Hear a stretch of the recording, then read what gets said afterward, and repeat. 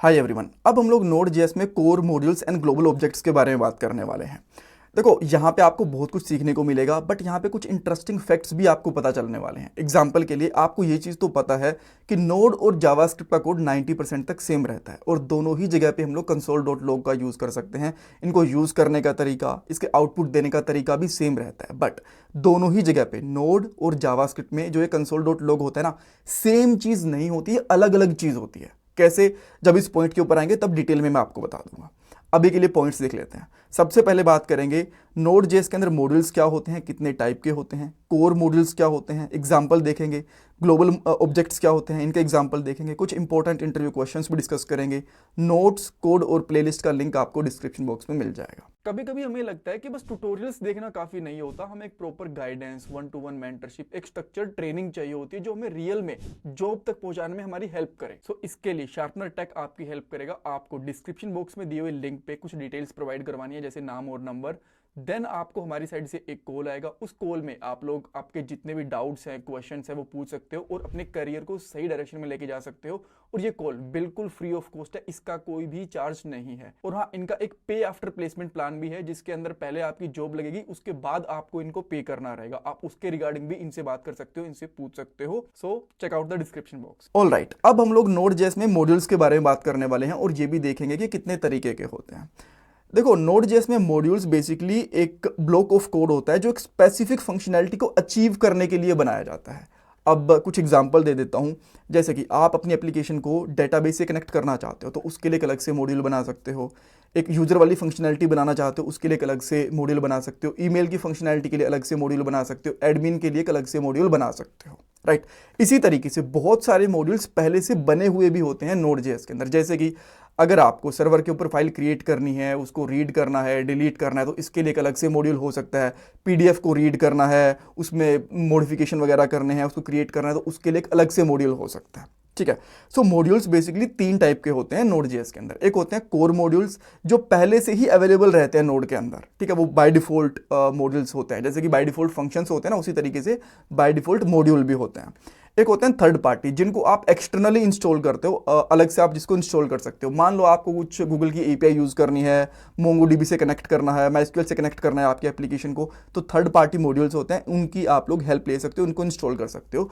Third होते हैं custom module जो आप खुद से बना सकते हो। मान लो आप एक बहुत बड़ा प्रोजेक्ट बना रहे हो और आपको ये लग रहा है कि ये फंक्शनैलिटी मुझे बार बार यूज़ करनी पड़ेगी। मान लो एक ईमेल वाली फंक्शनैलिटी है जो आपको लगता है कि यूज़र को ईमेल भेजना है, एडमिन को ईमेल भेजना है, कस्टमर को ईमेल भेजना है, इस तरीके से, तो ईमेल बार बार भेजना पड़ रहा है, तो उसके लिए आप अलग से कोड लिख के रख सकते हो, एक अलग से मॉड्यूल बना के रख सकते हो, राइट। तो मॉड्यूल आपको समझ में आ गया कि एक ब्लॉक ऑफ कोड होता है जो एक स्पेसिफिक फंक्शनैलिटी को अचीव करने के लिए बनाया जाता है, ठीक है। और ऐसा नहीं है कि जो ये मॉड्यूल्स होते हैं बस नोड के अंदर ही होते हैं, ये आपको बहुत सारी प्रोग्रामिंग लैंग्वेज के अंदर मिल जाएंगे, पीएचपी के अंदर भी और सी++ के अंदर भी, जावा के अंदर भी। तो आप यहाँ पे देख सकते हो, जो मैंने 2 एग्जांपल दिखाए हैं। जो पहले वाला एग्जांपल है इंक्लूड स्टूडियो डॉट एच वाला और देन माई यूटिलिटी डॉट एच वाला। सो ये बेसिकली सी++ के लिए एग्जांपल है और नीचे जावा के लिए एग्जांपल है, और नोड जेएस वाला एग्जांपल आपको यहाँ पे मिल जाएगा। सो कहने का पॉइंट ये है, जो मॉड्यूल्स होते हैं वो आपको ऑलमोस्ट हर एक प्रोग्रामिंग लैंग्वेज के अंदर मिल जाएंगे।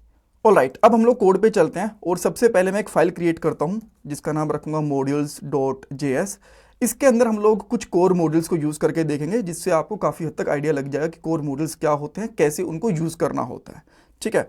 तो सबसे पहले मैं एक कॉन्स्टेंट लेता हूँ जिसका नाम रखूंगा यहाँ पे fs, जिसकी फुल फॉर्म हो गई फाइल सिस्टम। वैसे मैं फाइल सिस्टम के ऊपर एक छोटा सा एग्जांपल पहले आपको दे चुका हूँ इस प्लेलिस्ट के अंदर, बट यहाँ पे थोड़ा सा और डिटेल में हम लोग देखने वाले हैं, ठीक है। तो fs एक कॉन्स्टेंट लिया और यहाँ पे रिक्वायर करूंगा और इसके अंदर डालूंगा fs। सो जी fs है ना, ये बेसिकली एक नोड जेएस का कोर मॉड्यूल होता है, ठीक है, जिसका मतलब होता है फाइल सिस्टम।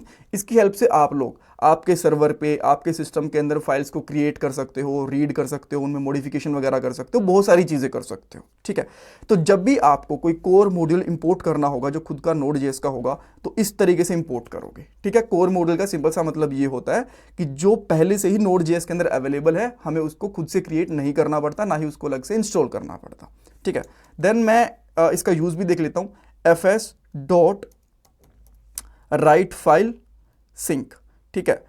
इसका यूज़ करोगे और यहाँ पे दे दोगे फाइल का नाम, जैसे कि मैं यहाँ पे दे देता हूँ dummy.txt, ठीक है।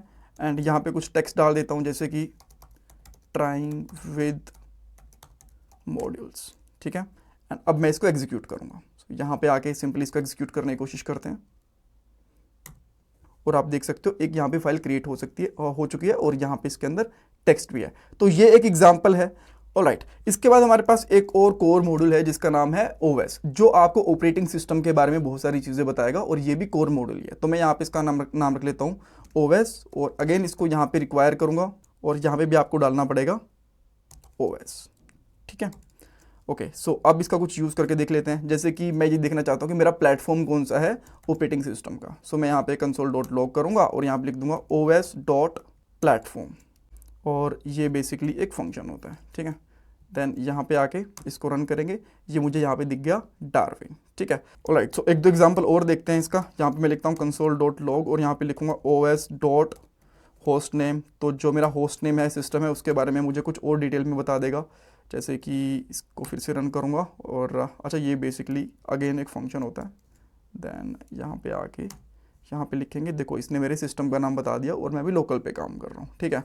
देन आपको ये प्रोसेसेस वगैरह के बारे में और भी डिटेल बता देता है, जैसे कि os.cpass करोगे यहाँ पे, अगेन ये भी एक फंक्शन है, और देन इसको रन करने की कोशिश करोगे तो यहाँ पे बहुत सारी डिटेल दे देता है कि स्पीड कितनी है, और मेरा भी प्रोसेस कौन सा है, देन मॉडल का नाम क्या है, मेरे पास एप्पल M2 है। तो ये बहुत सारी चीज़ें देता है, ठीक है। तो ये बेसिकली कोर मॉडल्स होते हैं नोड के। ये चीज़ आपको समझ में आ गई। कस्टम मॉडल्स कैसे बनाते हैं, एक्सटर्नल पैकेजेस को इंस्टॉल वगैरह कैसे करते हैं, वो आपको आने वाले टाइम के अंदर पता चल जाएगा, डोंट वरी। नाउ अब क्वेश्चन आता है कि ऑब्जेक्ट्स क्या होते हैं। देखो, ऑब्जेक्ट्स ऐसी फंक्शनैलिटी होती है जिनको इंपोर्ट करने की जरूरत नहीं पड़ती, आप उनको डायरेक्टली यूज कर सकते हो किसी भी मॉड्यूल के अंदर, ठीक है। अब एग्जांपल के लिए मैं यहाँ पे एक बार मैं इनको कमेंट आउट कर देता हूँ, ठीक है। कोड को हटाऊंगा नहीं बिकॉज आपको भी इनकी जरूरत पड़ सकती है। तो देन मैं इसको यहाँ पे क्लियर कर देता हूँ, ठीक है।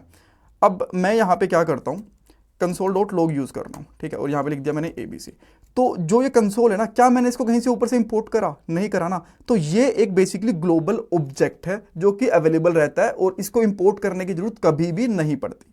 अब देन मैं इसको रन करूंगा तो मुझे यहाँ पे सिंपली आउटपुट दे देगा। इसी तरीके से हमारे पास एक और ग्लोबल ऑब्जेक्ट रहता है जिसका नाम है प्रोसेस, और ये बेसिकली जो आपके सिस्टम के प्रोसेसेस वगैरह होते हैं उनके बारे में डिटेल में बता देता है।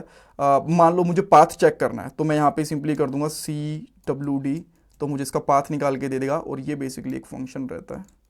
तो अगर मैं इसको रन करता हूँ तो मेरा जहाँ पे मैं इस प्रोजेक्ट को रन कर रहा हूँ, इस एप्लीकेशन को, उसका इसने पाथ निकाल के दे दिया, ठीक है। एंड देन मुझे प्रोसेस ID भी निकाल के दे सकता है। अगर मैं सिंपली यहाँ पे लिखता हूँ PID, तो मुझे ये प्रोसेस की ID भी निकाल के दे देगा। This is my process ID। ये बेसिकली चेंज होती रहती है। अगर आप इसको सिस्टम को बंद करके दोबारा से रन करोगे तो ये प्रोसेस ID आपकी चेंज भी हो जाएगी, ठीक है, इस तरीके से।